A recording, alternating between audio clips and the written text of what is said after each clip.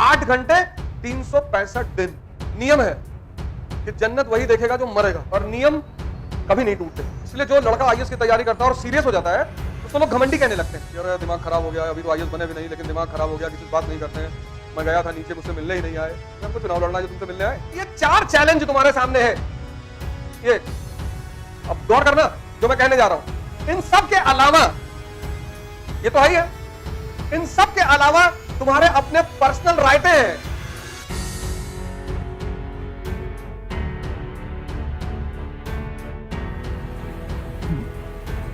जय हिंद फ्रेंड्स।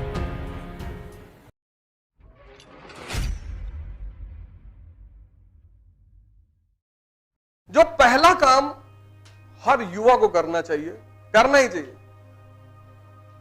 तुमने एक बात तो एक्सेप्ट कर ली कि जिंदगी एक चुनौती है। तुम क्या करते हो? तुम सिर्फ एक चीज चाहते हो, ग्रोथ। इस क्लास में जितने लोग बैठे वो सब ग्रोथ चाहते हैं, लेकिन जहां ग्रोथ है वहां चैलेंज है। ये दोनों अकेले कभी नहीं रहते, रहते ही नहीं। जैसे अगर तुम कुंडली देखते होगे या तुम्हारी कुंडलियां होंगी, हॉरोस्कोप होंगी, कुछ चीजें हैं जो साथ में रहती, अलग होती ही नहीं। 2 ग्रह राहु और केतु हमेशा आमने सामने बैठते हैं। तुम सब ग्रोथ चाहते हो लेकिन चैलेंज नहीं चाहते। कहते नहीं नहीं ये ना करो भैया, आईएएस बनना है, हाँ 10 घंटा पढ़ने पड़ेगा। सर कोई जुगाड़ बता दो। अब तुम चाहते हो आईएएस बनना, चलो बड़ी अच्छी बात है, बनो। लेकिन इसमें जो चैलेंज है, पहला चैलेंज है 8 घंटा मिनिमम पढ़ना। मिनिमम 8 घंटा, बहुत ज्यादा नहीं, 8 बहुत है। लेकिन एक बात अभी छुपी हुई है। सबने ग्रेजुएशन कर लिया, बहुसंख्यक मेजॉरिटी। अब जब तुमने ग्रेजुएशन किया तो ग्रेजुएशन में क्या है? एग्जाम 10 दिन का है हर साल, हर साल। यानी ग्रेजुएशन में 365 दिन में तुम्हें सिर्फ 10 दिन मरना है। 355 दिन तुम फ्री हो। यही तो है इंडिया में ग्रेजुएशन। 355 दिन तुम मस्त हो, और इस 10 दिन में जो परीक्षा भी है उसका तुम्हें इंपॉर्टेंट पेपर भी मिल जाता है। हमें तो मिलता था, 20 क्वेश्चन मिलते थे हर पेपर के, और उसपे से हमारे सीनियर कहते थे, बाद में हम अपने जूनियरों से कहते थे कि अगर कोई क्वेश्चन ना आए तो घबराना मत, आंसर शीट भर देना, हेडिंग डालना नेशनल इनकम, और फिर पूरी 3 इडियट की कहानी लिख डाली कि एक रैंचो जीते, उनको एक बिजनेसमैन ने हायर किया था, वो इंजीनियरिंग कॉलेज में पढ़ने गए थे, उनका वहां के डीन जो है चतुर्लिंगम से सहस्त्र बुद्धि से बनती नहीं थी, उनसे वहां पे एक दुश्मनी हो गई। चतुर्लिंगम उनसे बहुत चिढ़ता था। उनके 2 दोस्त थे, फरहान और राजू। राजू के पापा बीमार रहते थे, उनको वहां एक सुंदर सी कन्या भी मिली, उसका नाम प्रिया था।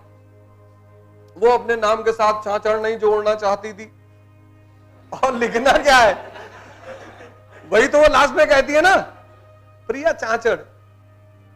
फिर वो बाद में कहता है कि मैं फुंगसुक वांगड़ू, कहती है प्रिया वांगड़ू।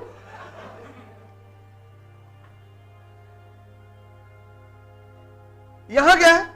यहां 8 घंटे 365 दिन पढ़ना है। ये चुनौती है, ये चैलेंज है जिससे तुम बचना चाहते हो। यहां सिर्फ 10 दिन पढ़ना है। बात पहली समझ में आई कैसे ग्रोथ के साथ चुनौती का संबंध होता है? इससे तुम बचना चाहते हो।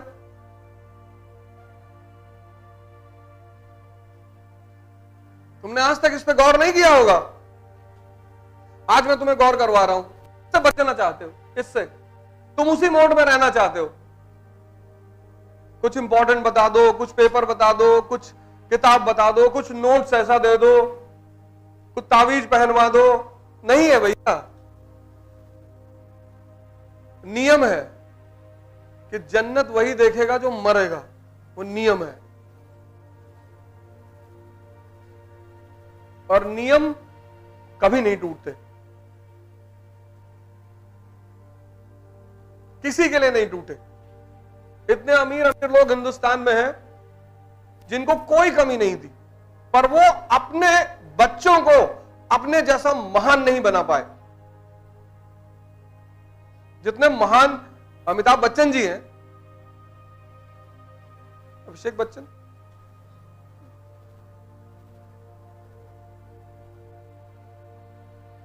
अगर मैं कह दूं इस क्लास में कि 10 मूवी अभिषेक बच्चन की बता दो, कोई नहीं बता पाएगा। लेकिन आप 10 मूवी अमिताभ बच्चन की बता ले जाओगे। तुमको लगता है कि मेरे पास सुविधा नहीं है, पैसा नहीं है, तो लालू यादव जी के पास, मुलायम सिंह यादव जी, मायावती जी, नरेंद्र मोदी जी, इन लोग के पास कहां थी? इन लोग के पास भी नहीं थी ना। ये पहली चुनौती है। 8 घंटे 365 दिन। दूसरी चुनौती, ये तो पहली है। दूसरी,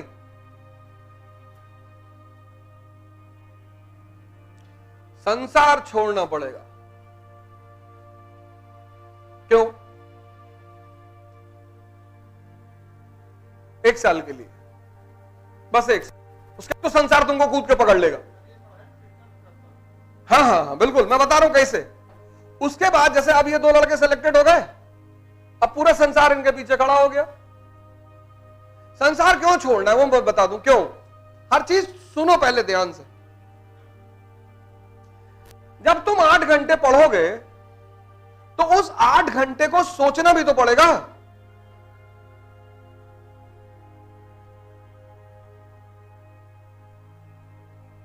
मनन भी तो करना पड़ेगा।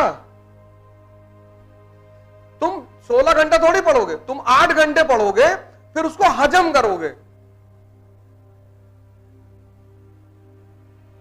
तुम अध्ययन तो करते हो, मनन नहीं करते। और जो लड़का मनन करेगा, मनन, वो किसी से बात नहीं कर सकता फालतू की। तुम देखो, अगर तुम किसी मुद्दे पर उलझे हुए हो और उस मुद्दे के अलावा तुमसे कोई बात कर रहा हो, तुम तुरंत नाराज हो जाते हो, नहीं होते? ये दूसरा चैलेंज है। 20 साल तुम जिस संसार के हिस्से थे उसको एक बैग से छोड़ोगे तुम।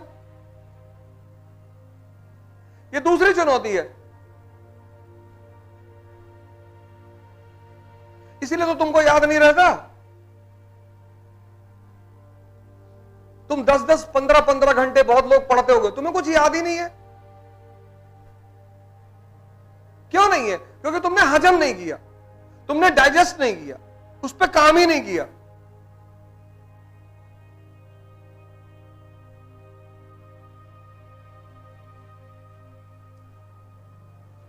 बालासोर में जो ट्रेनें लड़ी, उनके नाम बताओ।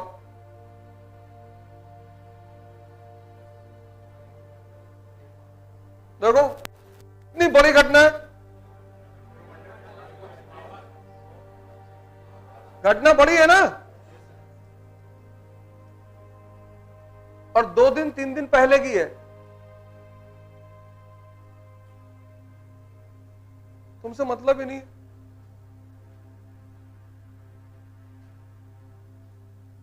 तुमसे मतलब ही नहीं है।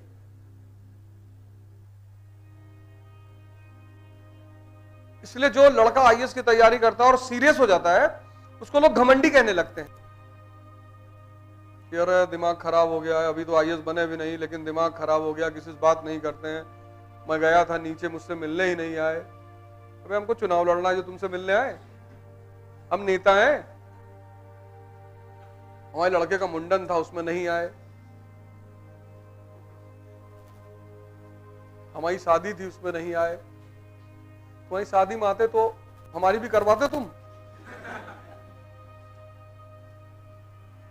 दुख में जाओ किसी के, वहां तुम्हारी जरूरत होती है उसको। सुख में तो वैसे ही इतने लोग घेर हैं।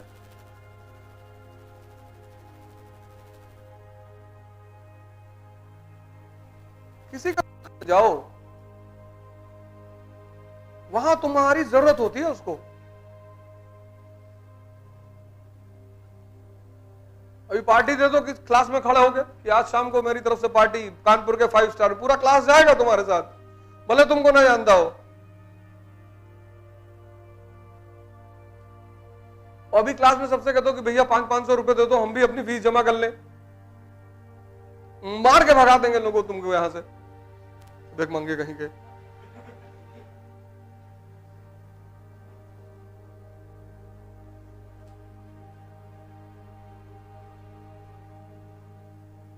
दूसरी चुनौती,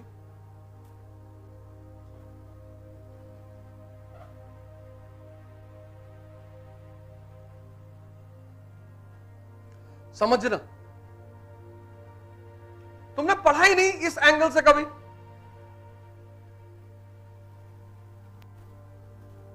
समझना किसको? ह्यूमैनिटीज को। तुमने पढ़ाई की जिंदगी भर साइंस की। इसमें कितने लोग हैं जिन्होंने 11th-12th ह्यूमैनिटीज से किया है? 1, 11th-12th, 2, 3, 4, 5, 6 लोग।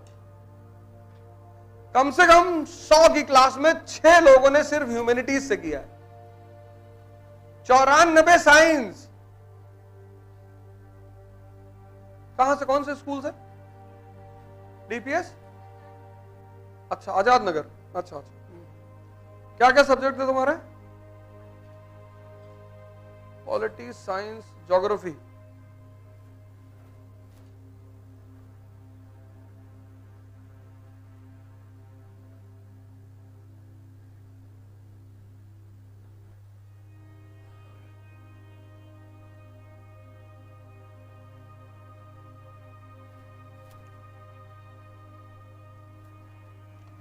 अगर तुम्हें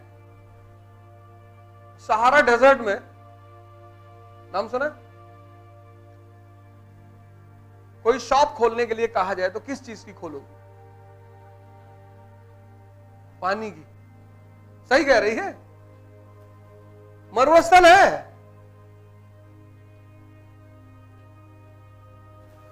दुनिया का सबसे बिजिएस्ट बंदरगाह बताओ।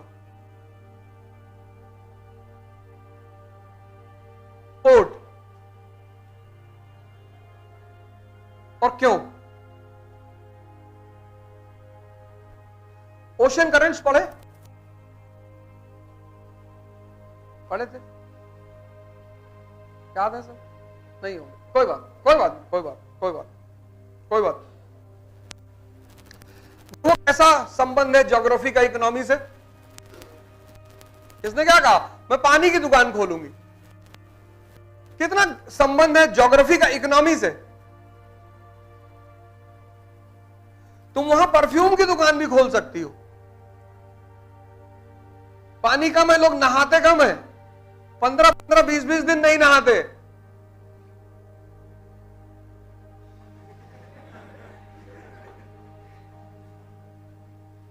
इसलिए इत्र भी इस्लाम में सुन्नत है। इस्लाम वहीं तो पैदा हुआ।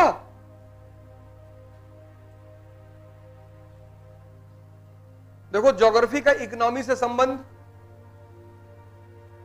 और तुम 94 लोग जितने यहां क्लास में बैठे हो, तुम 10th तक पढ़े ह्यूमैनिटीज, और वो भी तुम्हारी टीचरों ने ये कहा कि आगे इसका कोई काम नहीं है, तुमको पता ही नहीं ज्योग्राफी क्यों पढ़नी, पॉलिटी क्यों पढ़नी, बस तुम पढ़े जा रहे हो। तो चूंकि तुम्हें पता नहीं क्यों पढ़नी, इसलिए तुम रटने पे जोर देते हो कि जल्दी से रट ले, कोई फायदा नहीं। अब चूंकि तुम्हारे पास ह्यूमैनिटीज की समझ नहीं है, ह्यूमैनिटीज मतलब ज्योग्राफी, ह्यूमैनिटीज मतलब पॉलिटी, ह्यूमैनिटीज मतलब हिस्ट्री, ह्यूमैनिटीज मतलब इकोनॉमी। इकोनॉमी हालांकि दोनों स्ट्रीम में आता है, मैथमेटिकल सब्जेक्ट है इकोनॉमी। अब ये चार चीज तुम्हें समझ में आती नहीं, न्यूज़पेपर तुम क्या पढ़ोगे? और न्यूज़पेपर आईएएस की जान है। पांचवा चौथा चैलेंज, न्यूज़पेपर तुम पढ़ ही नहीं सकते। न्यूज़पेपर, ह्यूमैनिटीज तुम्हारे पास है ही नहीं, ह्यूमैनिटीज तुम्हारे पास है ही नहीं। और पूरे न्यूज़पेपर में साइंस का एक पेज हिंदू में आता है थर्सडे को। 94 लोग इस क्लास में बैठे हो, ह्यूमैनिटीज तुम्हारे पास है ही नहीं। ना तुम्हें हिस्ट्री पता, ना तुम्हें पॉलिटी पता, ना तुम्हें ज्योग्राफी पता, ना इकोनॉमी पता। तुम न्यूज़पेपर कैसे पढ़ोगे? तुम पढ़ पाओगे? नहीं पढ़ पाओगे। और जब तुम किसी काम को नहीं कर पाते लगातार प्रयास करने के बाद, क्योंकि तुम्हारा रास्ता गलत है, तो तुम क्या होते हो? उस चीज से तुम्हें नफरत पैदा हो जाती है। तुम रिकॉर्ड कर रहे हो मुझे पता है, लेकिन मैं तुम्हें कुछ बोल नहीं रहा हूं। कोई बात, कोई बात, कर तो रहे हो बेटा।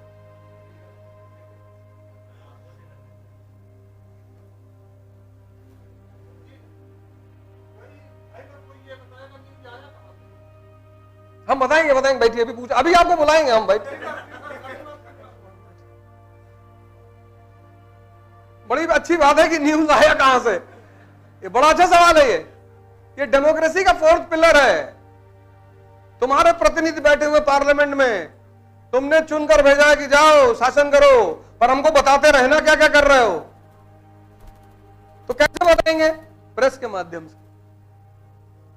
इसलिए डेमोक्रेसी में अगर प्रेस कमजोर है तो डेमोक्रेसी कभी ताकतवर हो ही नहीं सकती। मोनार्की में वो राजा तुम्हारा प्रतिनिधि नहीं था, वो भगवान का प्रतिनिधि था, जिल्ले इलाही। तो वो तुमको क्यों बताएगा? कोई काम करेगा तो वो तुमको क्यों बताएगा? तुम होते कौन हो उससे पूछने वाले? इसलिए कभी कोई राजा किसी जनता को जवाब नहीं देता था।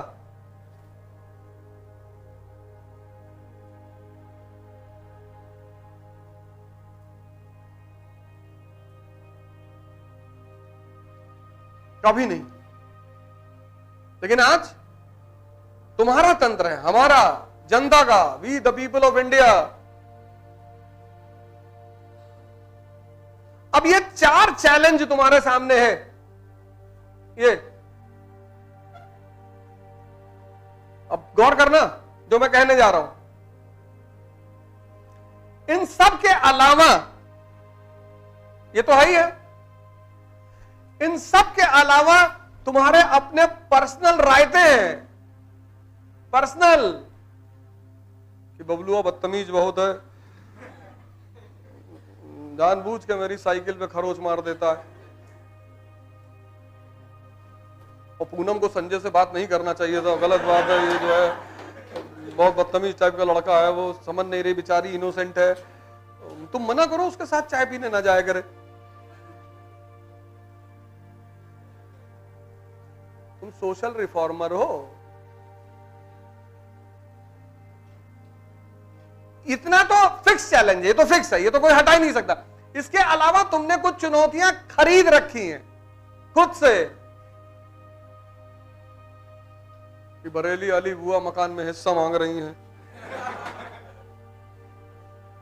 मांगने दो। जिस लाल किला को अकबर ने बनवाया था वो आज गवर्नमेंट के कब्जे में है। जिस लाल किला को शाहजहां ने बनाया था वो आज भारत सरकार के कब्जे में है। यहां किसी का कुछ भी नहीं है। जब तक जिंदा हो दूसरों का कब्जा करके रखो। अपना क्यों बना रहे हो? क्यों बुद्धि लगा रहे हो उसमें? भैया सीमेंट ज्यादा डालना, भैया मिट्टी बालू कम रखना, भैया ईंटा ऐसे करो। हमारा एक भाई है मकान बनवा रहे हैं, दिन भर बेचारे खड़े रहते हैं, दिन भर वही खड़े रहते। ठेकेदार नहीं, वो कहते हैं कि मजदूर बहुत बदतमीज होते हैं। कहते हैं इनको देखो ना तो ठीक से काम नहीं करते, ज्यादा काम नहीं करते, बीच में भाग जाते हैं।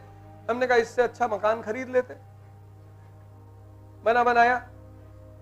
उससे भी अच्छा था कब्जा कर लेते। अरे हम अधर्म थोड़ी करेंगे, तुम कर नहीं पाओगे। जो अधर्म करने की स्थिति में है और ना करे वो संत, जो करने की स्थिति में नहीं हो कह रहा मैं नहीं करूंगा वो मूर्ख।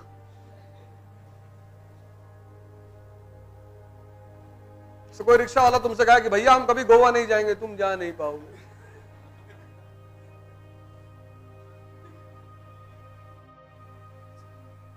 अब सुनो, जो लास्ट बात मैं तुमको बताने जा रहा हूं उसके साथ, इन सब चुनौतियों के अलावा पहली बात तो बाकी सारी चुनौती छोड़ दो, सब कोई फायदा नहीं है, नहीं तो ये कर नहीं पाओगे। कयामत तक तैयारी करोगे तो भी नहीं कर पाओगे, कयामत तक, मतलब अगले 100 साल तैयारी करोगे तो भी नहीं कर पाओगे। अब इन चुनौतियों से निपटने के दो रास्ते हैं, दोनों सुन लो, वो बहुत इंपॉर्टेंट है। दो रास्ते हैं, दो। पहला रास्ता कि तुम मोटिवेशन पर ध्यान दो। मोटिवेशन यानी नशा। दोनों उतरता है, जैसे उतरेगा फिर पकड़ लोगे मोटिवेशन, और एक दिन ऐसा आ जाएगा कि तुम्हारा मोटिवेशन ही तुम्हारा रोग बन जाएगा, क्योंकि नशे का काम है उतरना।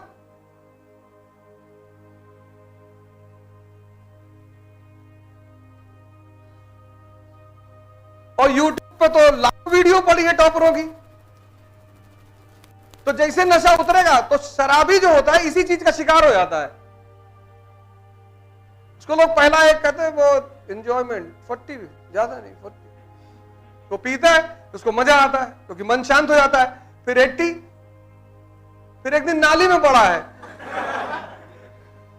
एक तो ये रास्ता है जो आज बहुसंख्यक युवाओं ने अपना रखा है, इसलिए वो बहुत परेशान। ठीक है, कभी कभी सुन लिया, दिन में एक बार सुन लिया किसी को, एक बार, वो भी अच्छा है, ऐसा बुरी बात नहीं है, कोई बहुत बुरी चीज नहीं, एक्सट्रीम पर जाने की जरूरत नहीं। दिन में एक बार किसी को सुन लिया, किसी को, तुम्हारी चॉइस। दूसरी चीज है चुनौतियों से निपटने के लिए पावर।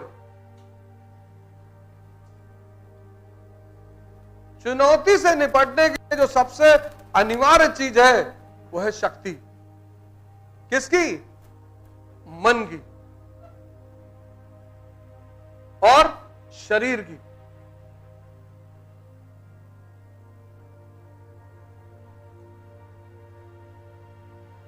नशा उतर जाएगा, पर अगर तुम्हारा मन शक्तिशाली है तो वो कमजोर नहीं होगा दोबारा। शक्ति उतरती नहीं है, तो है। शक्ति क्षीण हो सकती है, शक्ति का भी नियम है, वो क्षीण हो सकती है, खत्म हो सकती है, उतरेगा नहीं।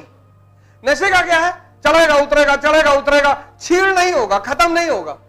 लेकिन शक्ति, और जब शक्ति आती है तो इतनी मजा देती है अपने आप में कि फिर तुम उसे बढ़ाना शुरू कर देते हो। जैसे फॉर एग्जांपल, तुमने दौड़ना शुरू किया और हर दिन तुम 1 किलोमीटर दौड़े, फिर 2 किलोमीटर, फिर 3 किलोमीटर, फिर 5 किलोमीटर, फिर 6 महीने बाद तुम 20 किलोमीटर दौड़ने लगे। और जब 20 किलोमीटर दौड़ोगे, कोलेस्ट्रॉल बाहर। डायबिटीज में शुगर प्रॉब्लम थोड़ी है, कोलेस्ट्रॉल प्रॉब्लम है। जितना कोलेस्ट्रॉल बॉडी में होगा उतना इंसुलिन कमजोर पड़ती जाएगी, और जितनी इंसुलिन कमजोर पड़ती जाएगी उतना शुगर डाइजेशन कमजोर पड़ता जाएगा। इसलिए शुगर का पेशेंट को कोलेस्ट्रॉल ना हो ऐसा हो ही नहीं सकता। और कोलेस्ट्रॉल निकालने का एक ही तरीका है, पसीना।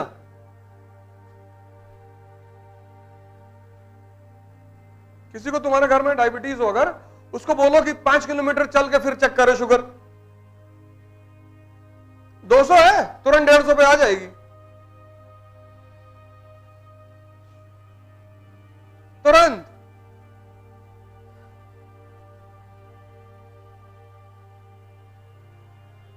शक्ति अपने आप में एक मजा है, और सिर्फ मजा नहीं है, जब तुम किसी से कहोगे, जब कोई देखेगा कि 20 किलोमीटर दौड़ते भैया, हाँ 25-25 भी मार देते कभी, अच्छा भैया। शक्ति पैदा करती है उत्साह। शक्ति का बाई प्रोडक्ट है उत्साह, मोटिवेशन से। इससे तो आता ही नहीं, इससे तो नशा आता है, इससे उत्साह नहीं आता, इससे नशा आता है। 1 घंटे का, 2 घंटे का, 3 घंटे का, 4 घंटे का, 5 घंटे का, फिर उतर जाता है।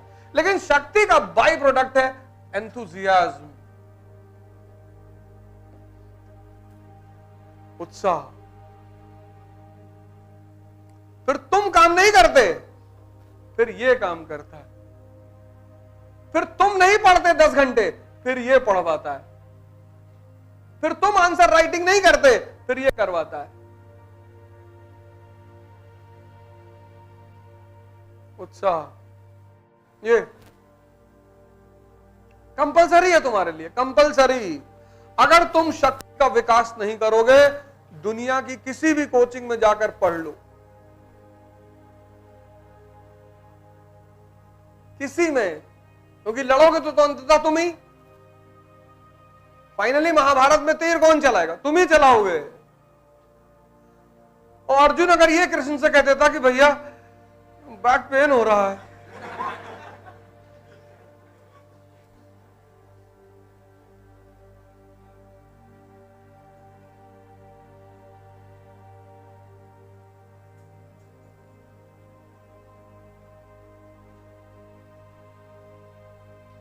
इसलिए इस देश ने महानतम लोगों को जन्म दिया, क्योंकि इसको पकड़ में आ गया था शुरू से।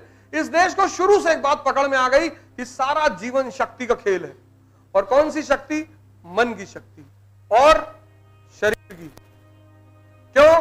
क्योंकि शक्ति से पैदा होता है उत्साह, और सारा काम तुमसे उत्साह कराता है।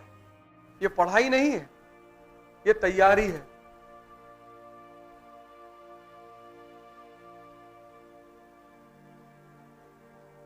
वही अर्जुन द्रोणाचार्य से शस्त्र चलाना सीखने जाते थे, और उसी अर्जुन को उसी द्रोणाचार्य से युद्ध मैदान में लड़ना पड़ा।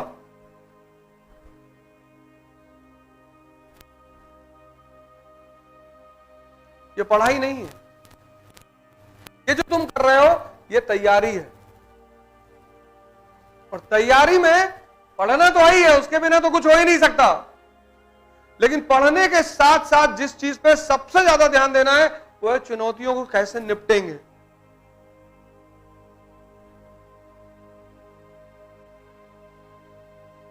और शक्ति एक दिन में पैदा नहीं होती, और तुमको एक ही दिन में चाहिए।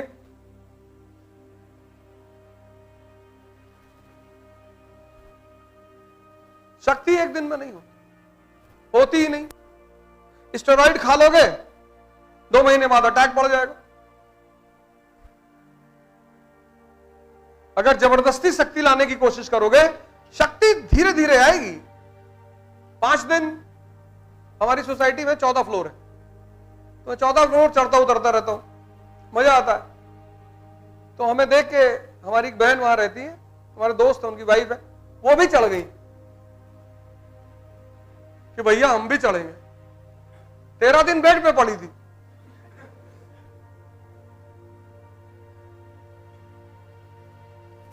मैंने पूछा कि कहाँ है, पता किया? बोले भैया बेड पे वो एक दिन आपको देख के 14 मंजिल चढ़ गई, तो बैग में इतनी दिक्कत हो गई। अरे मैंने कहा पहले 4 पे चढ़ी होती, पहले 20 दिन 4 पे चढ़ी होती, फिर 8, 20 दिन, फिर 14, मजा आता। तुम एक दिन में सब करना चाहते हो।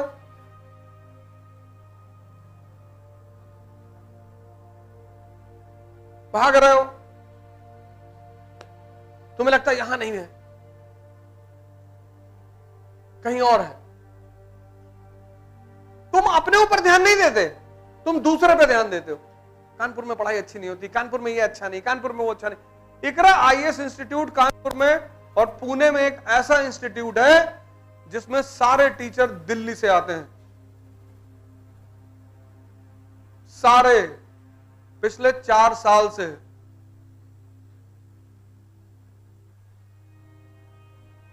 एकमात्र इंडिया का रीजनल इंस्टीट्यूट है, रीजनल क्षेत्रीय, जो अपने कमिटमेंट को पूरा करता है। उसका कोई भी टीचर लोकल नहीं, एकाध अपवाद हो वो अलग बात है, उसका कोई भी टीचर। इकरा भी चाहती तो पहले साल 10-12 रिजल्ट हम ही बता देते, छाप देती, उसको क्या दिक्कत थी। 4 साल इंतजार किया तब जाके रिजल्ट मिला।